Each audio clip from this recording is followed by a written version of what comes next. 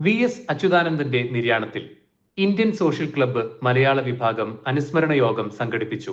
കേരളത്തിന്റെ മുൻ മുഖ്യമന്ത്രിയും നിസ്വാർത്ഥനായ ജനനേതാവുമായ സഖാവ് വി.എസ്. അച്യുതാനന്ദന്റെ നിര്യാണത്തിൽ ഇന്ത്യൻ സോഷ്യൽ ക്ലബ്ബ് ഒമാൻ മലയാള വിഭാഗത്തിന്റെ ആഭിമുഖ്യത്തിൽ അനുസ്മരണ യോഗം സംഘടിപ്പിച്ചു. ഇന്ത്യൻ സോഷ്യൽ ക്ലബ്ബ് മലയാളം വിഭാഗം ഹാളിൽ നടന്ന യോഗം മൗനാഞ്ജലിയോടുകൂടിയാണ് ആരംഭിച്ചത്. മലയാളം വിഭാഗം convener Thajudheen K.A..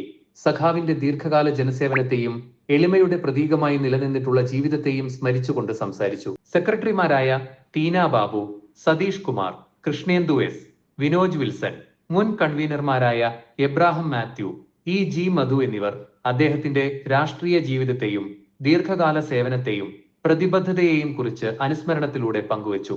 Shivan Pillai, എൻ.എസ്. Rajeev, Sunil Sridhar, Pappachan Daniel, Thomas Mathew, ജയ്കിഷ് Pavithran എന്നിവർ ജനകീയതയുടെ പ്രതീകമായിരുന്ന സഖാവിന്റെ പോരാട്ടങ്ങളും ജീവിതശൈലിയുമെല്ലാം ആദരാഞ്ജലികൾ അർപ്പിച്ചുകൊണ്ട് യോഗത്തിൽ പങ്കുവച്ചു.